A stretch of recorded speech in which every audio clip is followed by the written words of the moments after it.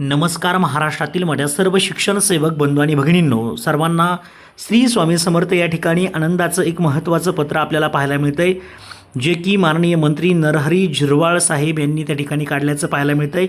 एकंदरीत विचार जर केला तर प्रति माननीय श्री दादाजी भुसे साहेब, मंत्री शालेय शिक्षण विभाग, महाराष्ट्र राज्य, पुणे यांच्यासाठी हे पत्र आपण पाहतोय.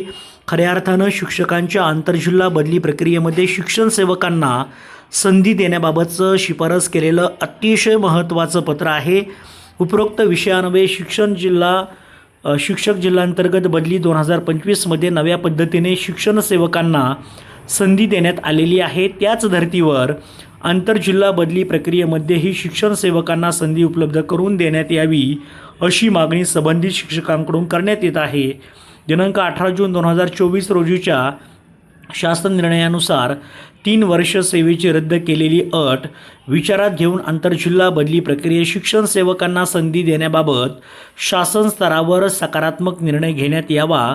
सदर बाब ही अनेक शिक्षण सेवकांच्या हिताची असून त्यांच्या कौटुंबिक व प्रशासकीय अडचणींचा विचार करून आंतरजिल्हा बदली प्रक्रियेत शिक्षण सेवकांना संधी देण्यासाठी आवश्यक ती योग्य कार्यवाही करावी होण्याकरता शिफारस करीत आहे. आपण जर पाहिलं तर महाराष्ट्रातील वेगवेगळ्या जिल्ह्यांमध्ये वेगवेगळ्या कानाकोपऱ्यात आपल्याला वेगवेगळ्या जिल्ह्यातून नवीन शिक्षक सेवक त्या ठिकाणी गेल्याचं पाहायला मिळते आणि त्यांची ओढ त्यांच्या मूळच्या जिल्ह्यामध्ये खरं तर आपल्याला पाहायला मिळते. त्यांनाही त्यांच्या कुटुंबाच्या दृष्टीनं, त्यांच्या नातेवाईकांच्या दृष्टीनं, प्रशासकीय अडचणींच्या दृष्टीनं विचार जर केला तर त्यांच्या स्वजिल्ह्यामध्ये जाण्याची इच्छा आहे आणि नक्कीच ही इच्छा त्यांची पूर्ण झाली पाहिजे. या संदर्भातलं हे पत्र आहे आणि त्या ठिकाणी वेगवेगळ्या जिल्ह्यांचे जे विविध शिक्षण सेवक आहेत ते विविध मंत्र्यांच्या पत्रांच्या माध्यमातून आपली देखील बदली झाली यासाठी प्रयत्नशील आहे.